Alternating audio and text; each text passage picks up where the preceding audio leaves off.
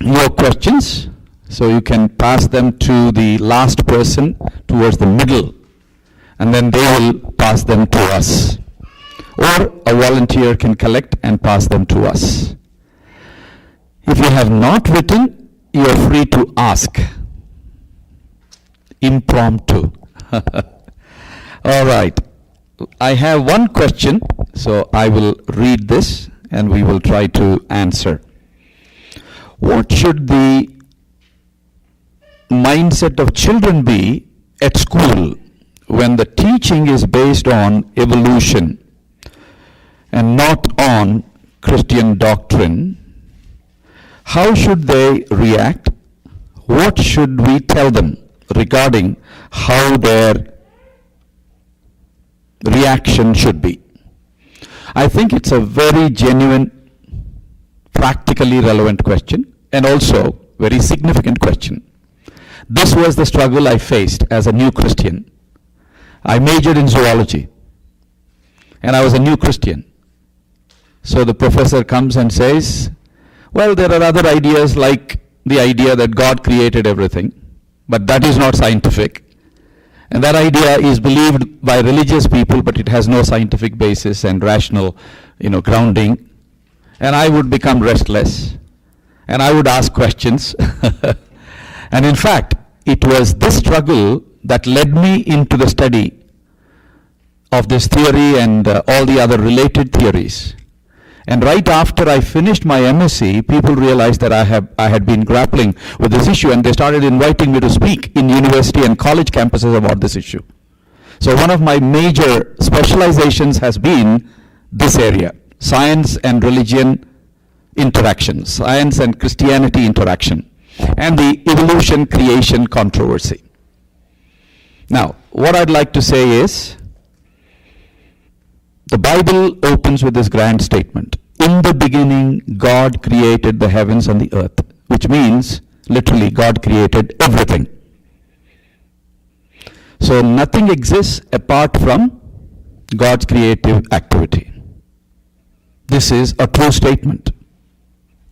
And in John's Gospel, chapter 1, verses 2 and 3 also, we find the same thing. In the beginning was the Word, and the Word was with God, and the Word was God. All that exists because of His creation. Nothing exists apart from His creation. You see? So, now how do we react to the evolutionary biology and philosophy? There are two kinds of evolutionary ideas. One is atheistic, naturalistic evolutionary idea, which basically says there's no God, everything happened mechanically, naturally. Okay? But there are others who say, no, God is there, God created, but then somewhere along the way, He used the natural processes to bring about more complexity and development of the species and so on. Okay? So, I will not bother too much about the second kind of people who will say, yes, we believe in God and God creating, all the basic essential entities, and then probably God used the process of development and evolution to bring more complexity and development. I will not quarrel with them too much, because on premise number one, they are agreeing with us. But then, if it is naturalistic, atheistic idea of evolution, I will stand up against it. And by God's grace, we have debated with some of the top scientists on this, because the Bible says it, and we have scientific evidences to believe in this. So we should encourage our children to study this well, give them access to resources that will help them to come up with scientific reasons why they believe in creation, in addition to the biblical reasons. Because in a secular context, if you only give biblical reasons, they'll still ask, why should we believe what the Bible says? So when they ask, why should we believe what the Bible says, we should be able to give them scientific reasons. Thereby, we are standing along with them on solid grounds. So that's what I've done. I wrote a small book called God, Science and Scientists. Can we believe in God in this age of science? And more eminent scientists have written marvelous books on this subject. All right? Now, one solid point is these atheistic, naturalistic people, they generally appeal to Big Bang. So everything came into existence as a result of a Big Bang explosion. So that is called Big Bang cosmology, explanation of the origins of the universe. Some of the most prominent exponents of this theory are in this country and in England and other parts of the world. One of them is George Smoot. He taught at MIT, Massachusetts Institute of Technology. A brilliant man, mathematically and even in physical sciences. So once he was giving a lecture in the UK in one of the top universities. So he used all the knowledge of his mathematics and theoretical physics and everything, and had come to the conclusion that it was Big Bang. And then during the Q&A time, somebody asked him a couple of questions, simple questions, and the third one asked him this question. Sir, if everything came into existence because of a Big Bang, my question is, what or who caused the Big Bang? All right? And George Smoot, being an intelligent man, shrewd man, he said, well, at this point, we have to take the universe as a given. We have to take the universe as the ultimate free lunch. Are you following the language? A given, ultimate free lunch.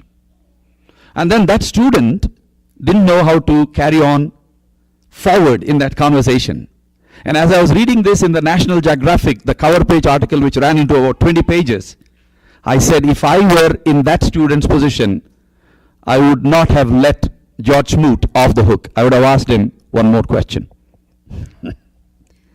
Sir, if I have to take it as a given, I'd like to know who has given it, so that I might say thank you and be a decent human being. If it's an ultimate free lunch, I'd like to know who paid for me to get this lunch for free, so that I might say thank you. You understand what I'm saying? And the law of cause and effect says that behind anything that is finite, there should be a cause. So this Big Bang explosion, they say, happened about anything between 8 to 13.7 billion years. That's not infinite. That is finite. So anything that is finite needs a cause. So as a scientifically trained person, I would still ask you, sir, what caused or who caused? Common sense tells me the bigger the bang, the bigger the being who would have planned it and caused it. If there's a big explosion in Washington and all the top experts of internal security come together and say, well, there's no cause, it just happened, what would Americans say to them? You understand? So common sense tells us that behind the Big Bang, there should be a big being. And that's what the Bible says. The biggest being possible, God created. And I would say probably when God spoke, if I speak, sometimes people say it thunders. I have a bass kind of voice. And when they have powerful micro, phones and speakers, some people say it thunders. After all, if I speak, if it thunders, when God speaks, probably there was a Big Bang. All right? So, we have solid scientific evidences to believe in what God says in His Word, because that is truth. All right? So, we should train our children in this way and help them to stand their ground and be witnesses. And that's what I've been doing throughout my student career and my professional career. And if there's anything else that Sai, Shanti would like to add, you're welcome. Yeah, or you can go to the next question. I have nothing to add, but we can paraphrase what he said. Banks need bangers.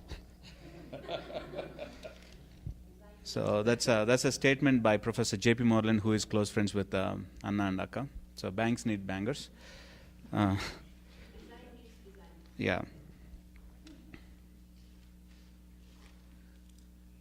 So I have this question. I'm interested in how we can use science to share biblical truths.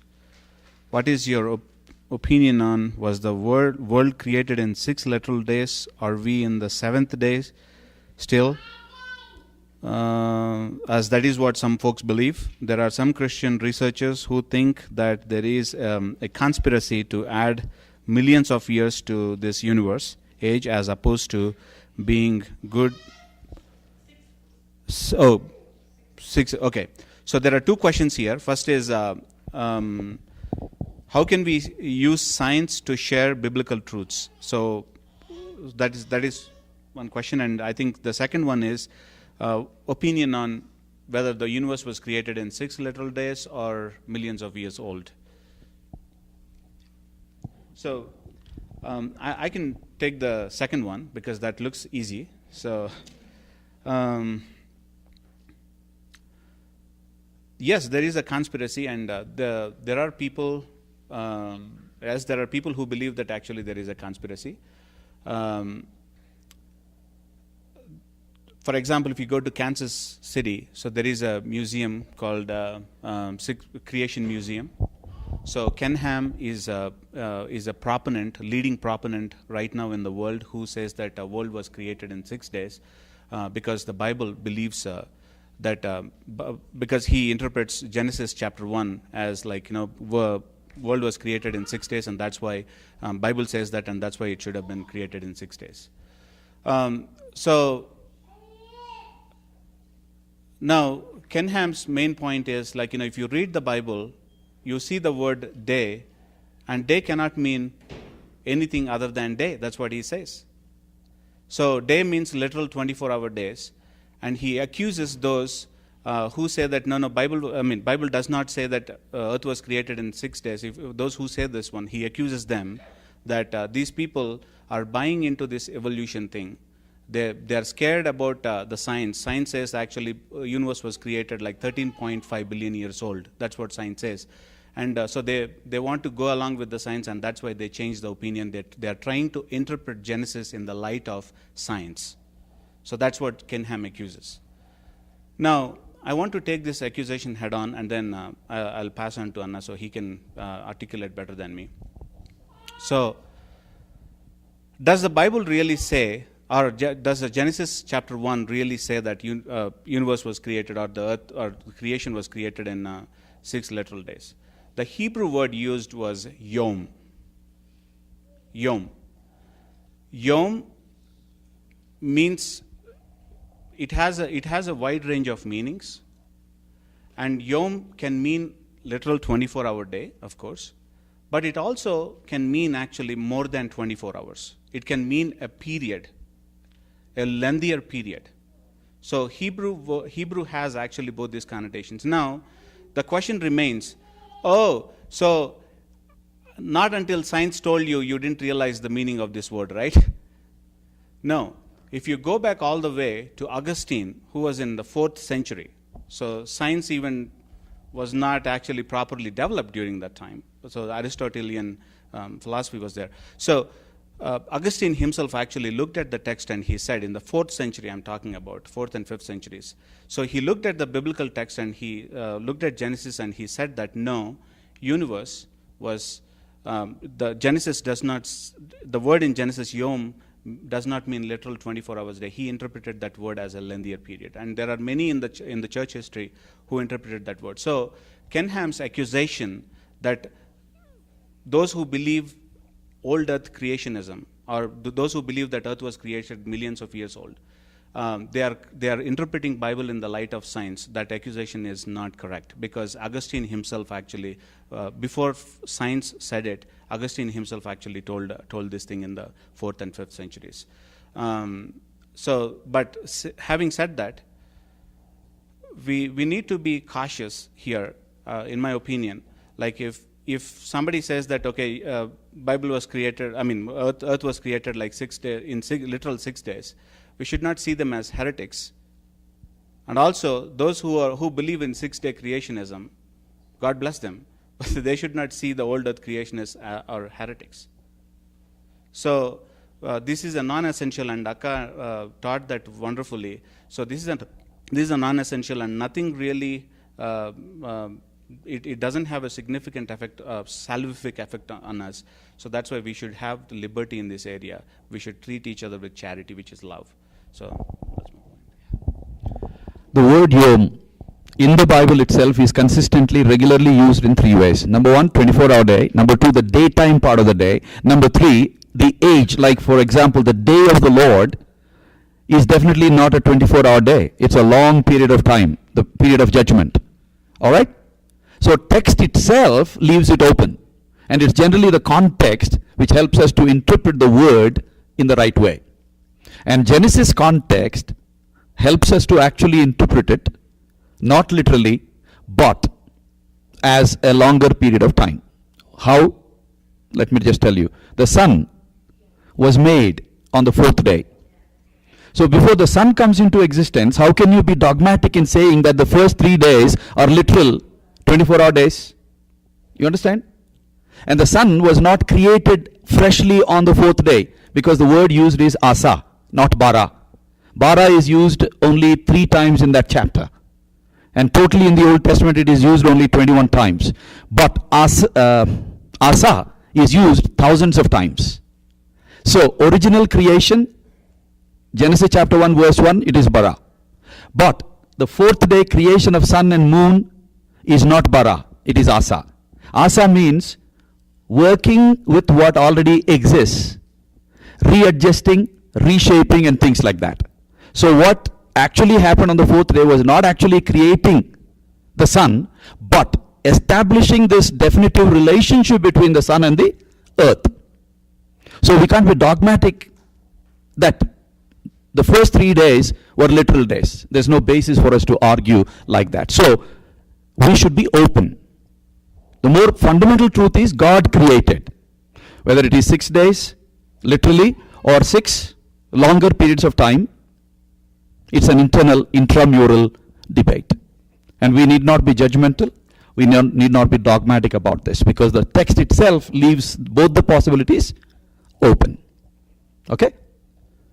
And we should fight the battle which actually is outside in the world.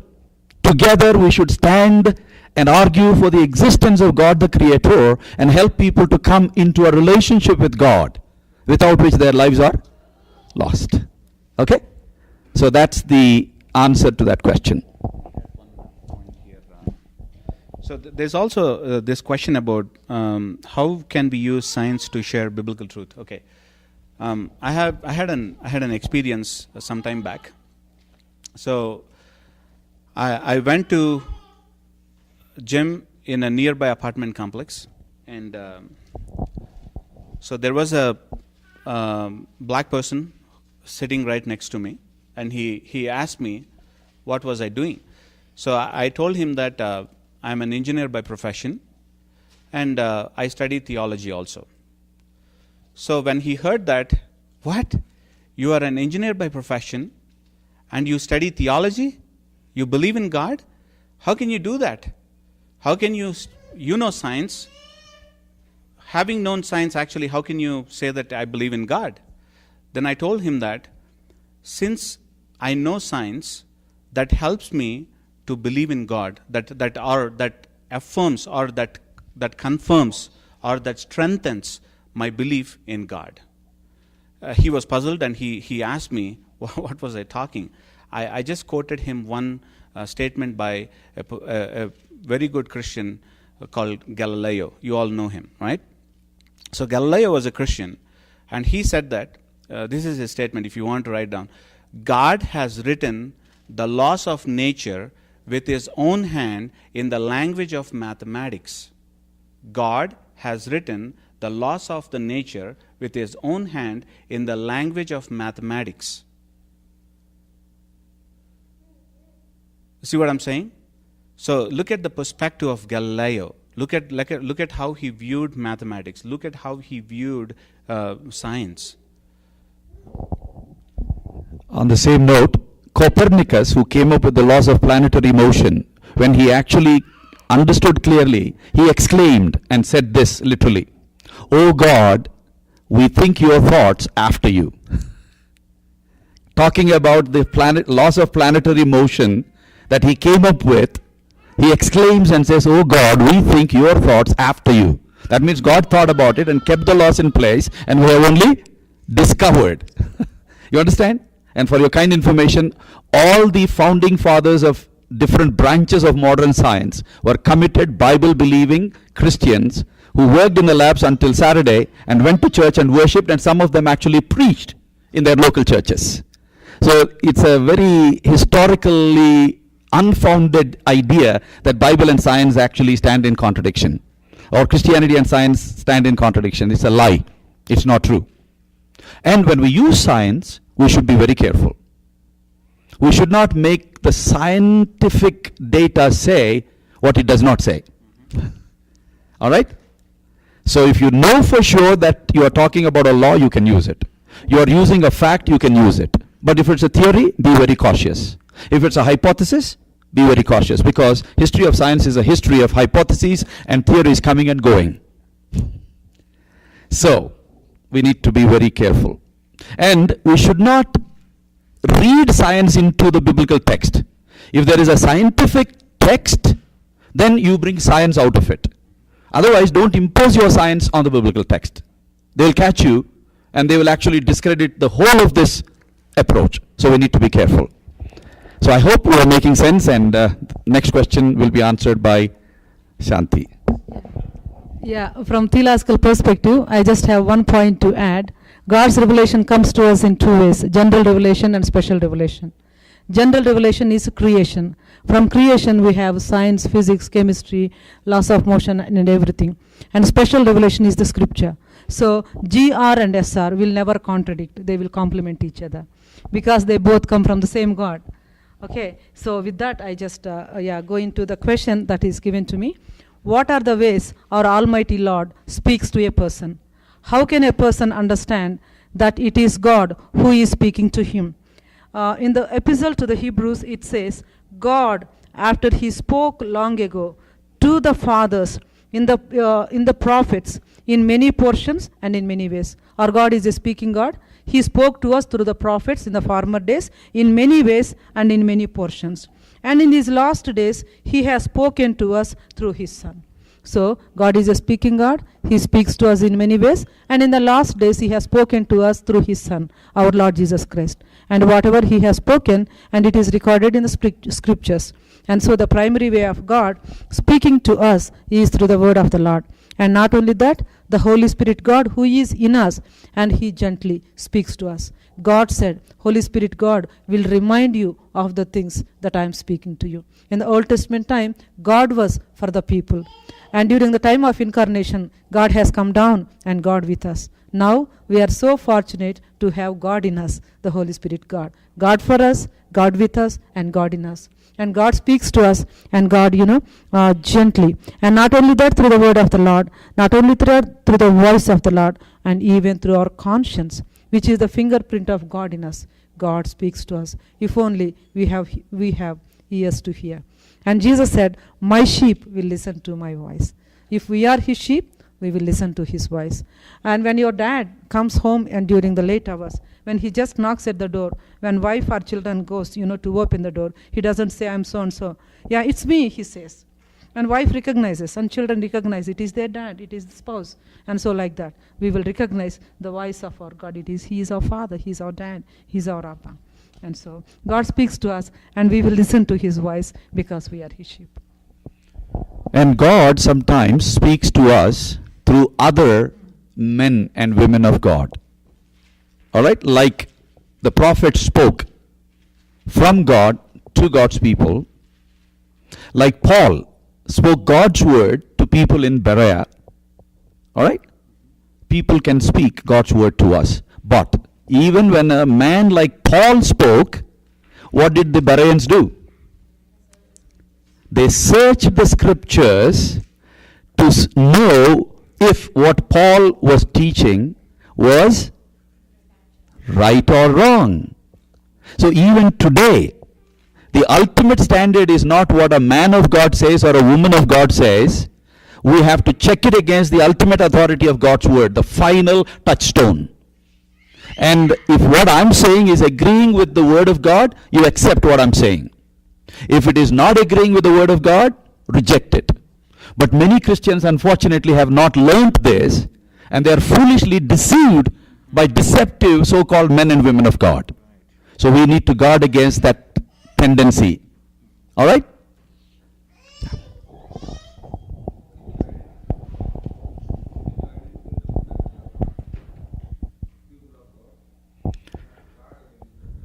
That's right. Yeah. Bible says in the end times many false teachers will come, false prophets will come. They will say what people want to hear rather than sound doctrine, sound teaching. You all know this. Okay? For example, I gave you already an example. One preacher and then he is followed by another, and maybe there will be some more. They are teaching that a Christian should never confess his or her sins. They say all your past sins, present sins, future sins are all forgiven already. So you should not seek forgiveness anymore. Right? So he is at least recognized by general folks as man of God. But when I test his teaching against the scriptures, God says, confess. All right? In 1 John 1:9. And if you think you do not have sin in you, you are deceiving yourself, you are a liar, and you are making God out to be a liar. You see? So that will help you to know that this so-called man of God is on this point at least, he is not teaching God's truth. So I will reject him at least on this point. Are you with me? So like that, if Paul preached and people examined the scriptures to see, searched the scriptures to see if what he was saying was actually in accordance with God's word or not, I think nobody is greater than Paul. We should not blindly accept anybody's teaching, anybody's preaching, including the popes and the bishops and the top, you understand what I'm saying? And even what I'm saying now, you check it against the standard of the scriptures. In Psalm 32 verses 8 to 10, what do we read? I will instruct you, I will guide you, I will lead you in the way you should walk, but you do not be like a donkey or a mule, which have no understanding. Use your understanding, use your God-given mind and common sense, and then decide whether what these people are teaching is actually correct or not. Otherwise, we'll be taken for a ride, we'll be deceived, especially in our time.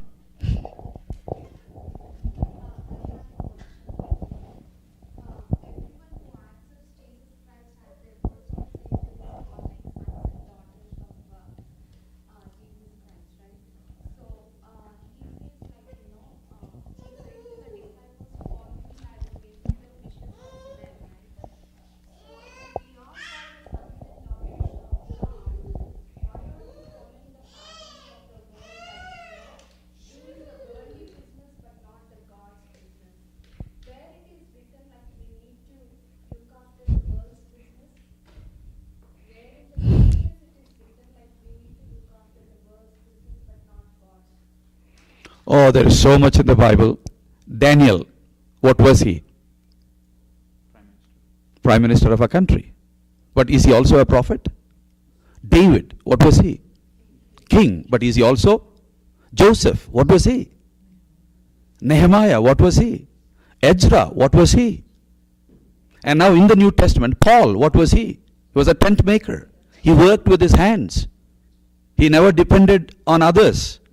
Although he had a right to depend, he chose not to depend because he didn't want anybody to rob him of that honor, all right, and accuse him falsely. You understand what I'm saying? Work has dignity and honor. Our God is a God who works. Jesus worked in his father's carpenter shop and whatever work he gives us, we should do, as we read in Ecclesiastes, with wholeheartedness. Whatever your hands find to do, do it with all your might, says God's word. Okay? So, if God calls us to be in the software industry, we should be there.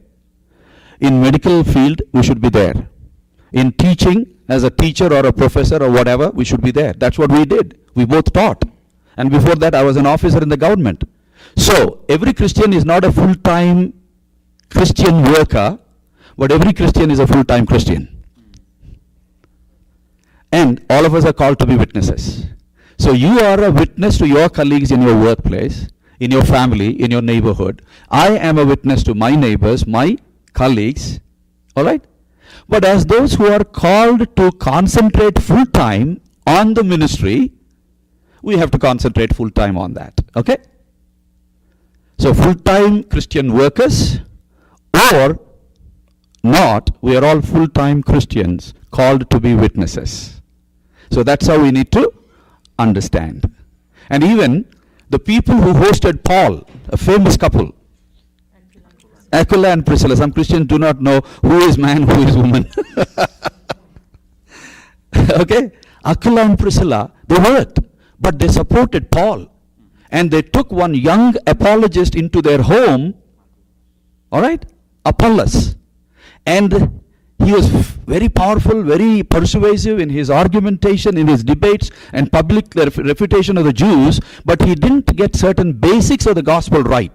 So they took him in and they trained him, not as full-time pastors or evangelists or teachers, but as those who were in the business of tent making, they were involved. Okay? Yeah, I have my theological perspective on this. So whatever we do, the purpose is we should be transformed into the image and likeness of God.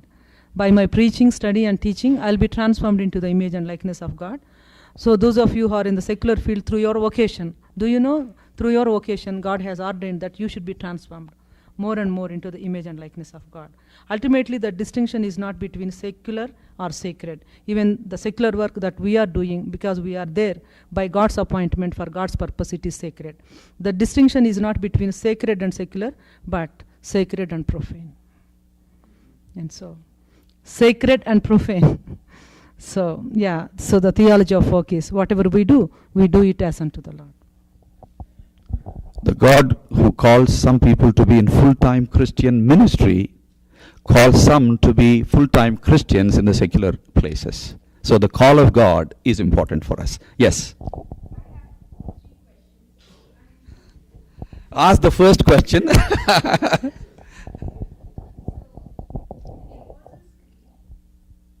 Okay. Can you use the mic so that everybody can hear you? Oh, okay. That's good. Yeah, so that it's there on the video also.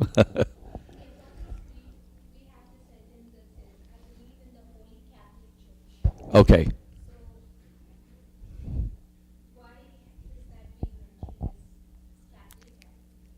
Very good. Good question.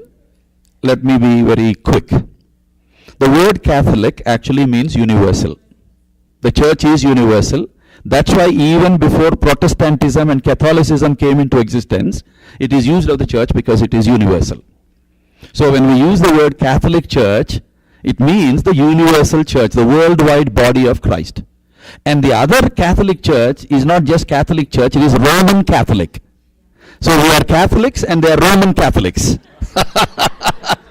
All right? Because we don't believe in the authority of Rome. We believe in the authority of Jesus. The foundation of the church, the cornerstone of the church, the head of the church. And he owns the church, not a bishop or, somebody. So that's the distinction. My next question is, this is a scenario that I've experienced in my workplace. So I had a non-Christian friend, and she never, she doesn't know who Jesus is. So she asked me who Jesus was.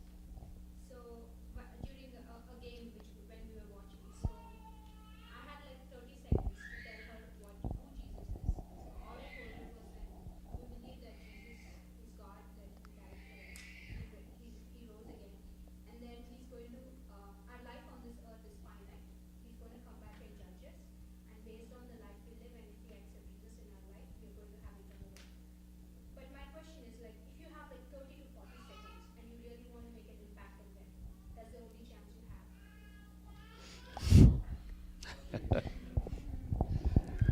Well, I think you did a pretty good job. So, we need to understand how to present the gospel in 30 seconds, in 30 minutes, and in 30 days, or 30 years. I know a friend, a brilliant man, scientist who became a pastor, Sundar Krishnan. And he lives in Toronto. He has been the pastor of Rexdale Alliance Church for 35 some years. He came from an Orthodox Tamil Brahmin family. And he was a gold medalist in IIT Delhi and MIT in the US. And because he became a Christian, his parents cut off their relationships, and even after they re-established the relationship, they were totally unwilling to talk about Jesus. For 32 years, he kept praying and living his life.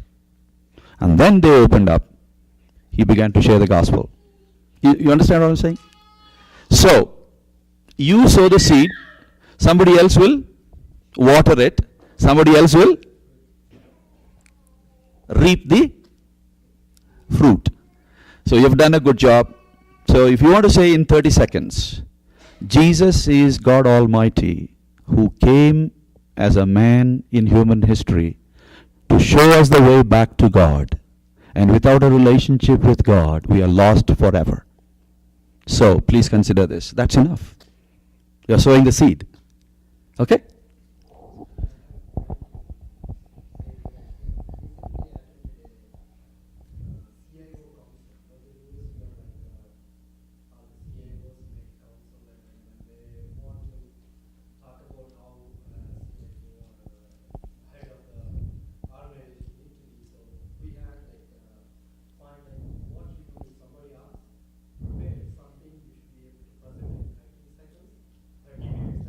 That's right.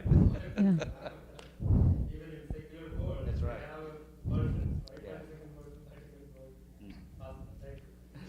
Yeah. Nice to know that. Thank you. I have my 2-point thesis to present gospel in 30 seconds. Yeah, I would actually come approach from this point. The two major problems of humankind, problem of sin and problem of death. Any problem, either directly or indirectly, is related to sin. And then ultimately death destroys meaning in life. If at all there is a God, and if it has, he has entered human history, he should be able to address these two issues. On Good Friday, Jesus Christ addressed the issue of sin and offered himself as a sacrifice. On Easter Day, he rose again from dead, and he showed us the way. And that is why I believe Jesus is the one and the only way. Great. So we can do a pretty good job in different ways. There's no one way. There are many ways in which we can present the truth about Christ. Good.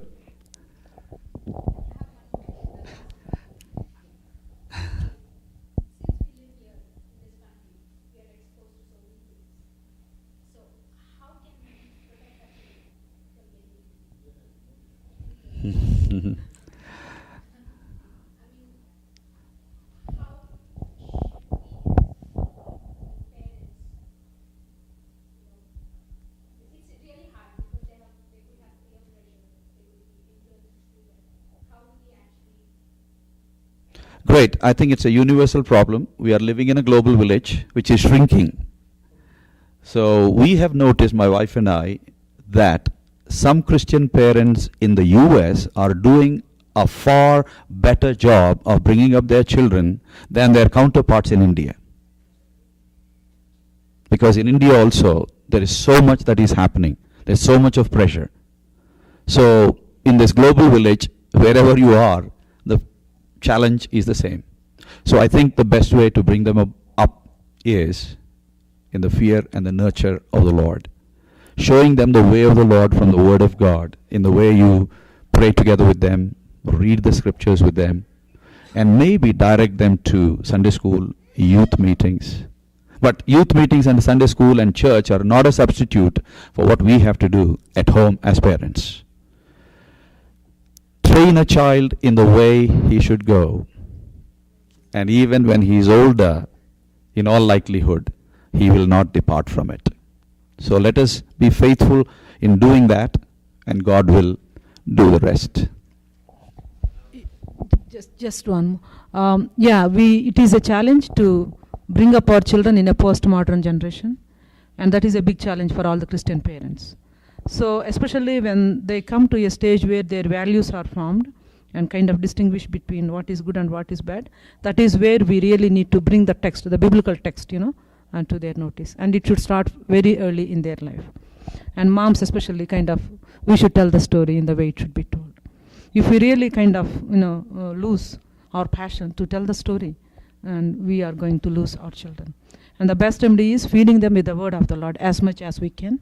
And also during the stage of value formation and things like that, when they are, between this and confusion, very patiently, we have to bring them to the text. It is not what I say or what you think, what others say, what the Bible says.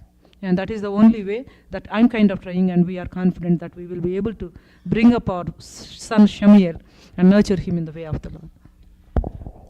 Our children, when you throw the scripture text at them, they are not willing to accept it. They'll ask you, why should I accept what the Bible says? So we should train ourselves, equip ourselves with the knowledge to tell them why what the Bible says is true and it should be accepted.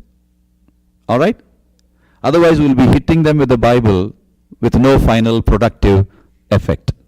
It just bounces and they'll become rebellious. And Sai. Yeah. My daughter Shiloh is always a challenge for me. So that's why I had to wait till she leaves the room to answer this question. By the way, like when we were answering that, Zoe came and she said, "Can I also answer some questions?" I have these kind of girls at home. All right, so I faced two interesting scenarios recently. So we were studying Sermon on the Mount with our kids, and we came to a point where Jesus said, "You hypocrites." So he used the word "you hypocrites," and so we had like couple of hours of discussion on that word. So why we had it was a plain word, but Shiloh felt that actually Jesus was mean. So he cannot call somebody hypocrites. He cannot use mean words to somebody. So that was a challenge for us. Like, their worldview and our worldview. Akka used actually a word called postmodern. Postmodern means there's no authority. Everyone has their own opinion. Everyone has their own interpretation. So you have no right to question my interpretation. You have no right actually to point out my mistakes. So that kind of thing is postmodernism. So I have to understand her culture, that the thing that she's being fed into in the school. So one of the things that we need to definitely do is like the culture of our kids. I'm an Indian, my kids are Indian, but my kids are actually Americanized. And not only that, my kids are actually postmodern. I'm a modernist. I mean, there is no clear transition like that, but the thinking was postmodern thinking. So I don't need an authority. I don't want somebody to teach me.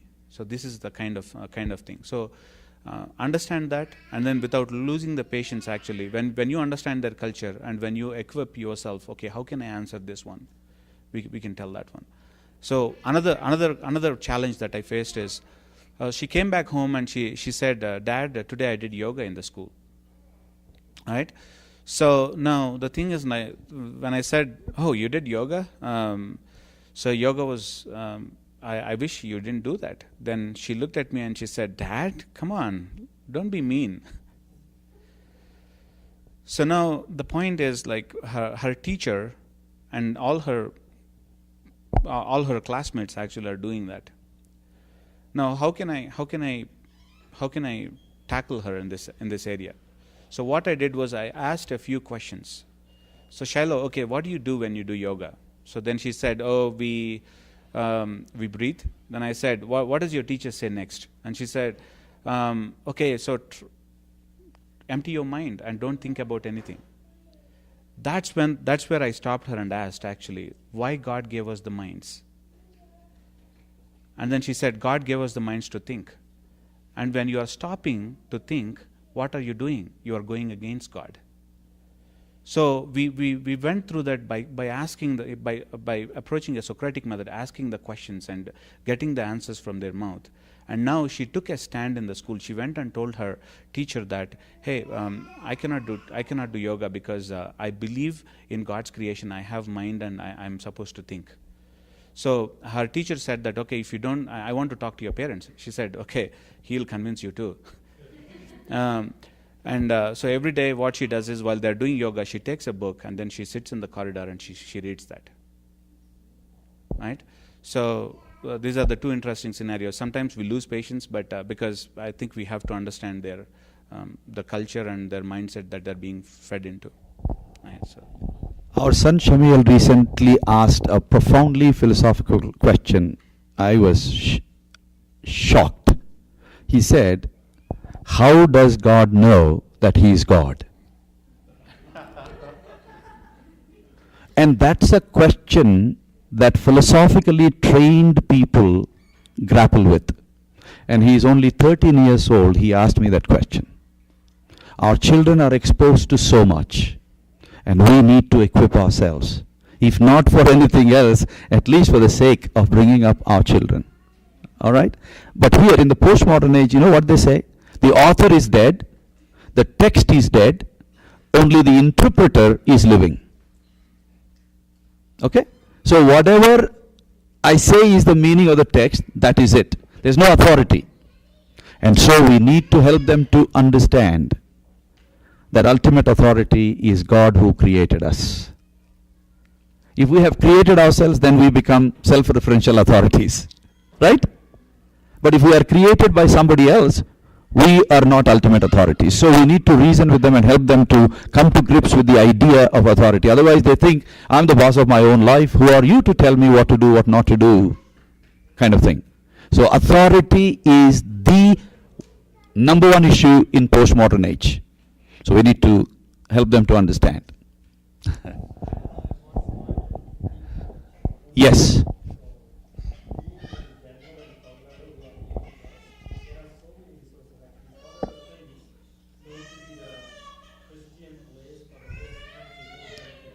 Yeah. Focus on the family. Family life.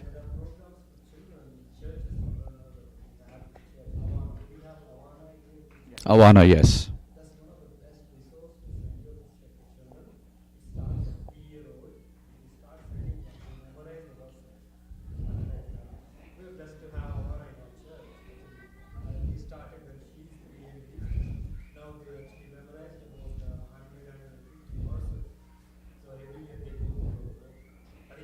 Yeah, the Bible Bee is also there. Yeah.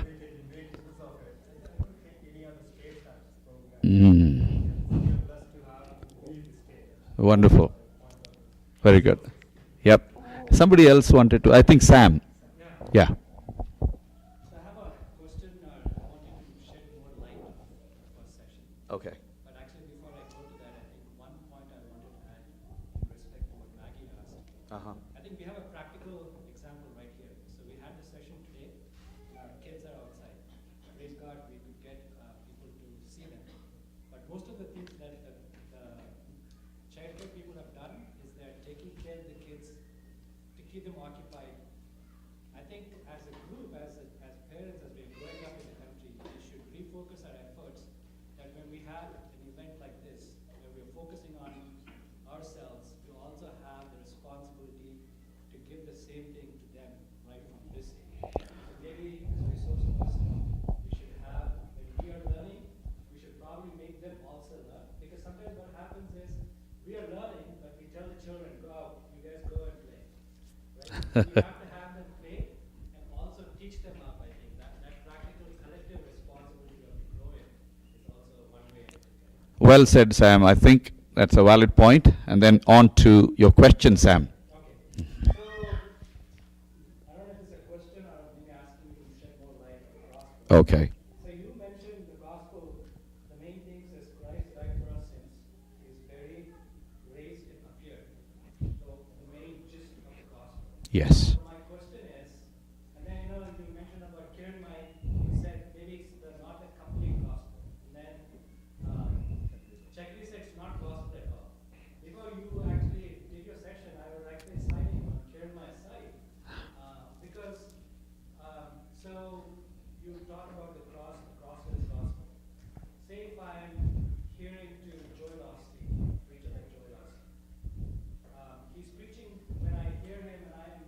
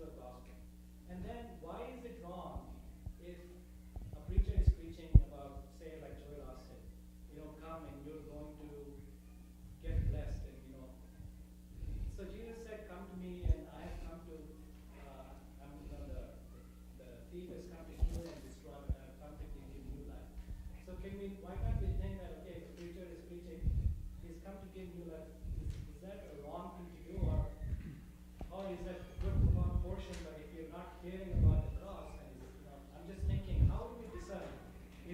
How do we discern that what we're hearing is not a complete gospel or is not gospel at all? I know you talked about it, but just give us, speak in terms of Joel Austin. I'm just bringing up one preacher. Because there are so many preachers in the TV, and we hear them. So what kind of advice would you give us when we hear Joel Austin? Wonderful. Paul is a perfect example. Writing to a church, he says, I did not withhold the whole counsel of God. The whole counsel of God includes these 4 essential elements of the gospel. That's why he said, we preach Christ crucified. Because he is the wisdom of God to meet the needs of the Greeks, and he is the power of God to meet the needs of the Jews. So, my test would be to see if these preachers, be it X, Y, Z, are actually preaching the whole counsel of God, well-rounded scriptural truth, or they are taking just one aspect of it and going after it and speaking only that. If they are not teaching the whole counsel of God, there is something definitely wrong. All right? And Paul says, Christ died for our sins according to the scriptures. What were the scriptures he had? The Old Testament. You can actually go to Isaiah chapter 53. What do you have there?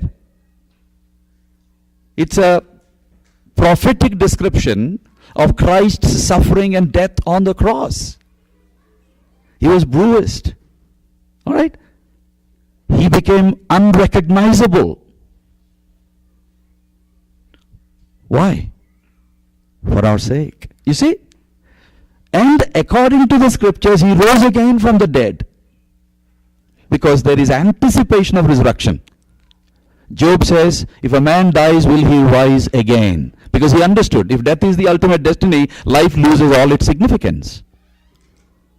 And then in the book of Psalms, we have the prophecy about resurrection. And Paul showed that Jesus fulfilled those prophecies. He is the resurrection. He is the lamb that was slain for the forgiveness of the sins of humanity. So, even if you preach from the Old Testament, we can connect and show the fulfillment of the Old Testament prophecy in Jesus Christ. But if it is a gospel preaching, we have to bring the 4 elements. But if it is speaking to those who are already believers in Jesus Christ, who have known the 4 elements of the gospel, for their encouragement, edification, we can teach other aspects of the whole counsel of God. How to be sanctified, how to be blessed. There's nothing wrong. But then if you read God's word, the best way to blessedness is doing God's will. Because Jesus says in John's Gospel chapter 13 verse 17, now that you know these things, you will be blessed if you do them. It is not those who call my Father, Lord, and call me Lord, but those who do the will of God. And where do we find the will of God? In the Word of God. You see? So, like that, be it the person whom you named or another person, be it any XYZ, we should apply the scriptures to see if they are covering the whole counsel of God or just using a part and hijacking people. All right? Yeah. My theological problem with the prosperity gospel is, it is good to exhort people, to encourage people, to talk to them about the blessings of the God, but that is not the whole package.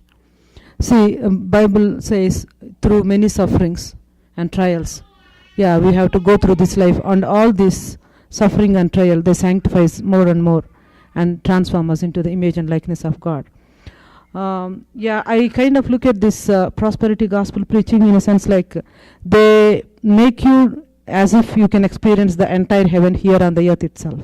Heaven is different and earth is different. On the earth, God prepares us to be with Him eternally in heaven. And so if it is only blessing and blessing alone, and where is the place for sanctification? And even sometimes trial and suffering can be very meaningful. It sanctifies us, and to a suffering world, your suffering can speak something very profound and also very unique. You can even offer your suffering as a comfort and consolation for others who are going through that. Since we are in a fallen world, since we are in a suffering world, I think some amount of suffering in our own lives, trials in our own lives also will be a kind of offering to the world, and also in our own life as a means of sanctification. So I don't find any fault with exhortation, encouragement and blessing, which is good, but that is not the thing. And the best example is Dr. Billy Graham. He never ends his sermon without mentioning the cross. And that is the power of his preaching, I believe. Actually, you read James, you read 1 Peter, you read Hebrews, you read 1 Corinthians. Paul says, in our troubles, God comforted us so that we might comfort those who will go through similar troubles. Count it a joy, dear brothers, when you pass through various kinds of trials. You see? Because when you go through these things, you are counted in the line of the prophets of old, says Jesus himself. Matthew's Gospel chapter 5, verses 12 following. So we need to take these things very seriously. We should not allow people to take us off on a tangent without the whole counsel of God. Okay? So, want to add quickly one point here. There is a show called Larry King Show. He's a Jewish man. Joel Osteen actually was invited to Larry King Show once, and he was asked actually if he really believes Jesus is the only way. And Osteen rejected that. Osteen said, no, Jesus is not the only way.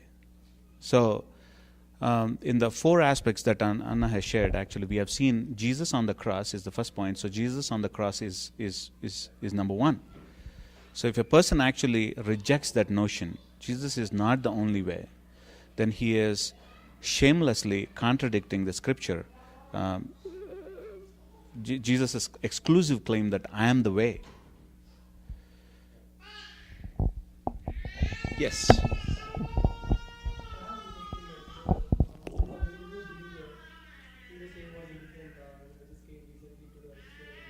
Okay.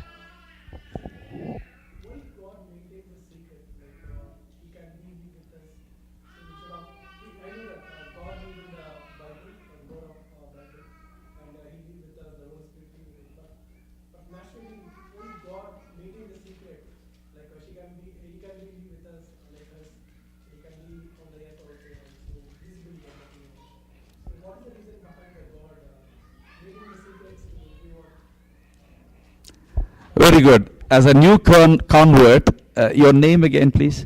Mahesh is asking a very practical question. Why does God remain mysterious and secretive? Why doesn't He live among us? Right? That's a brilliant question. He is our Father. Mm-hmm. Very good. Excellent point. We need to understand the nature of God. God is infinite. God is a spiritual being, not a corporeal, physical body being. In fact, He is with us right now. But we can't see Him. The problem is not that God is hiding. The problem is we can't because of our limitation. Am I making sense? All right? He is right here. He is in us in the form of the Holy Spirit. But because of our finitude, and we are limited to our sense perception most of the time. But we can't perceive God with our physical senses, which are meant to help us to deal with physical reality. And God can be perceived and experienced more deeply in our spirits, in our souls. Okay? And I'm sure you would have had that experience. of the presence of God, the correction of God, the encouragement of God, the guidance of God. When you're not able to decide which way to go, He prompts you, He speaks to you, He guides you. So the problem is not with God, it is with us because we are finite. We can't fully recognize the presence of the infinite one. He's always with us. So read Psalm 46. What does it say? God is an ever-present help. Ever-present. I might put it in the converse and say never absent. But we being finite, sometimes we feel the presence, sometimes we don't feel the presence. But the more we tune ourselves to the presence of God, the more we can experience the presence of God. So spiritual disciplines become very critical. Of prayer, of fasting, of meditating, of waiting in the presence of God, of reading the scriptures. Okay? Then we can begin to feel and experience the presence of God in a more significant way. Yeah, when Jesus Christ lived on the earth, He lived among us in physical body. And then the question you asked, it is going to come one day.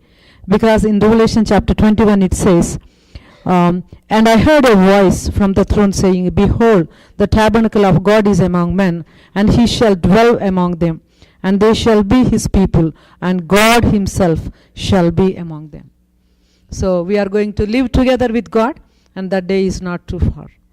Anybody who comes, to the saving knowledge of God and who are sanctified, and they are going to live with Him forever and ever. And that is your hope, and that is our hope, and that is all our hope.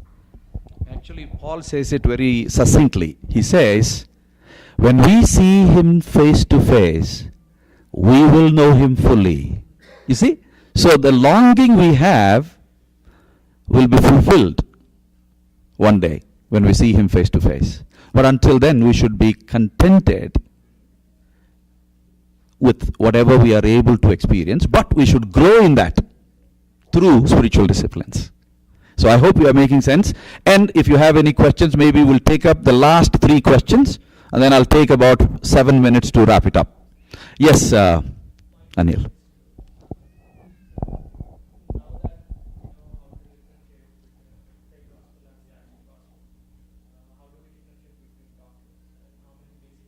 Okay. Yeah, that's a very good question, Anil. Thank you for asking that. In fact, I was wanting to list out all the major doctrines, but then just by listing out the doctrines, it doesn't mean much to you. So I just kind of made you to read the Apostles' Creed and Nicene Creed. Yeah, but the fundamental doctrines, it starts with the Trinity, Triune God, the unity of God, the Father, Son, and the Holy Spirit. Then the sovereignty of God.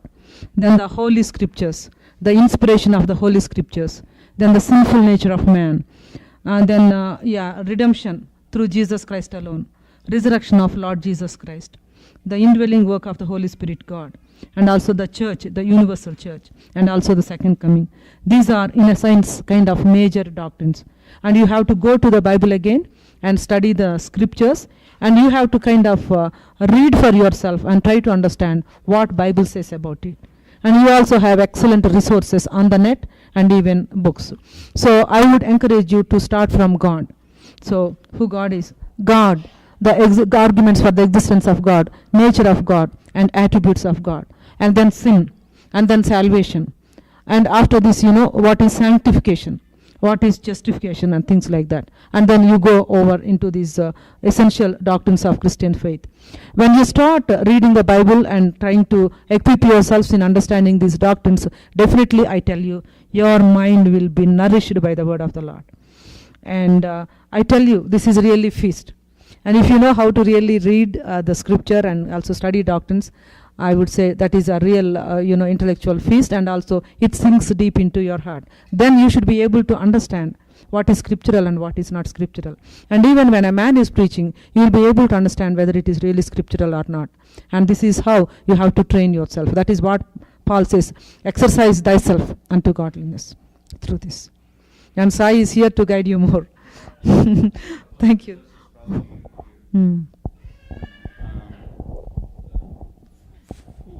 One book, probably you don't know that, Knowing God by Jay Packer. So we three are going through that book every Thursday night. So another book is R.C. Sproul wrote Essentials of Christian Faith. So that's in a succinct version. It's really good, easy to read kind of version. So those are. And John Stott wrote another fantastic book. It is called Basic Christianity, where he actually expounds the essentials of the Christian faith. And I was following the radio Bible, what is that? Back to the Bible. They're actually giving it away as a gift during the season. Or it's not too expensive, you can buy it. So there are good resources for us to, enjoy. 1 John, if we see, anybody who denies that Jesus is the Son of God is an antichrist. Anybody who denies that Jesus is the only way to reach God is an antichrist. Because if you deny Jesus, you are actually denying the Father who testified about Jesus. You are denying the Trinity. Okay? So like that, in the Bible, we do have essentials. If you come to Romans chapter 13, it says, don't judge each other on the basis of the days you observe or the food you eat. So they are non-essentials. That's why jokingly sometimes I say, some of us can be vegetarians and pure vegetarians. Some of us can be non-vegetarians and pure non-vegetarians. And some of us can be both vegetarians and non-vegetarians and even more. Omnivorous kind of beings. But we should not judge each other on the basis of that, because this is not an essential thing. One might fast on Saturday, one might fast on Friday or Thursday. Fasting is important. Which day is not important? You read Galatians, you read Romans, we become very clear. So in the Bible, we see what are non-essentials. Okay? And in the Bible, we also see what are essentials. So if we are careful readers of the Bible, we can figure it out. And to help us, those who have gone before us, they have written these fantastic books. Good. Anil, you have asked a good question. Second, last.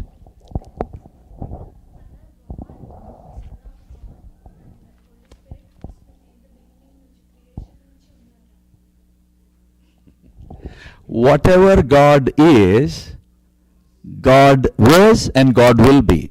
Because God in essence is eternal. So if God is loving, He has to be eternally loving. If God is relational, He has to be eternally relational. So God created humans in His image and likeness. As male and female, He created them in His own image and likeness. So there is plurality here. That means in God there has to be plurality, eternally. Right? So, the Father, the Son, and the Holy Spirit eternally coexist. They are bound by the bond of love. The Father loves the Son through the medium of the Holy Spirit. The Holy Spirit loves the Father through the medium of God the Son. So, the community of the Holy Trinity is the God of the Bible, eternal. Alright? So, otherwise, God will become dependent on His creation. And a God who is dependent on His creation is no God. God has to be self-sufficient. So, He created us with relationality. That means He should have relationality within Himself. And what is that relationality? The Father, the Son, and the Holy Spirit relating one to another eternally, bound by the bond of love. Love, that is why, is the highest virtue. Okay? So if we are able to love and, receive love, God should have infinite capacity to love and receive love. If God is singular like the God of the Quran, or the Advaita Vedanta, such a God cannot be a loving God. And therefore, such a God cannot be God at all. Only the God of the Bible, the triune God, can be a truly loving God. Okay? Add something, Sai.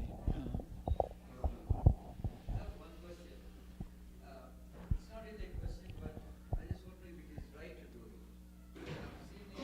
I've been watching lots of Polymania Politics and many messages on YouTube. And then in that process, I've seen some videos where there are messages by certain pastors or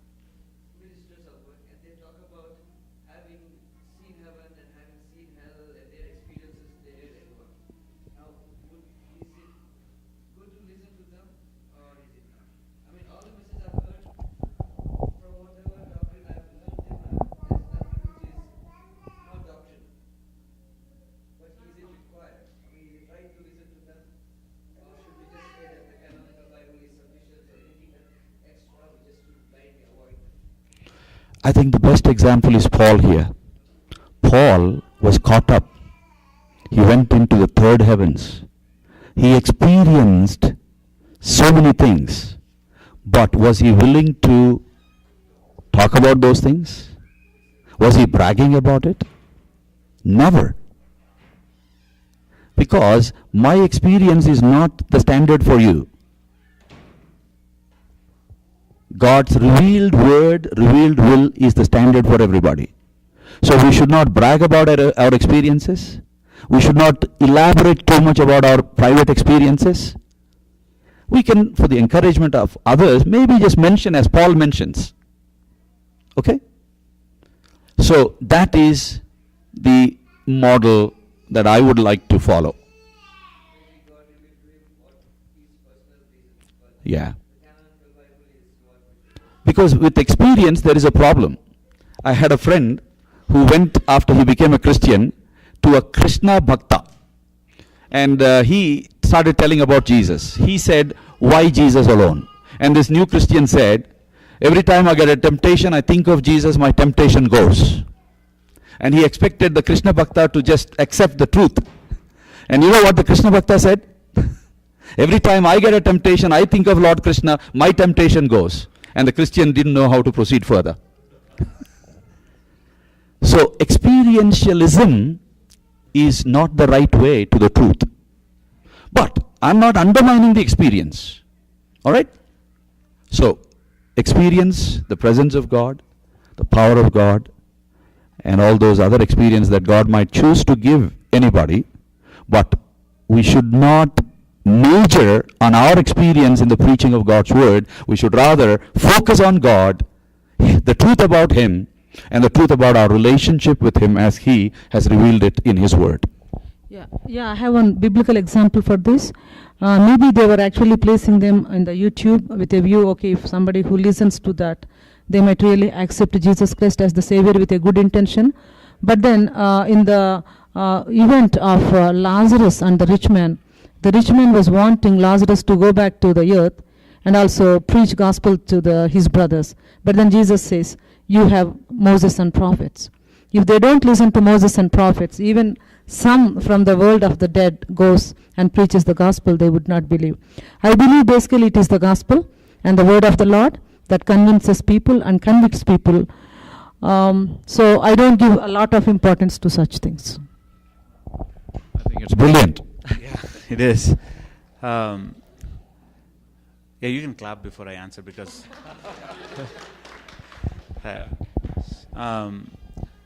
One example, I recently researched on a book called Colossians. One of the people that are creating problem, the type of people that are creating problem to the Colossians church are those who are bragging that they participated in the worship of the angels. So some English translations actually they translated they worship the angels. But when I looked at the Greek, actually, the Greek text says that they were along with the angels, they participated in the worship of the angels, and they saw the humiliation there. So, point is, like, Paul put them in the negative light. Paul said, hey guys, sorry, you guys are wrong. See what I'm saying? So he's saying Christ alone. Colossians, that's the main point, and he says that Christ alone. All these braggings, all this humbug actually. So, yes. So Colossians is one example where we can see such kind of thing. So you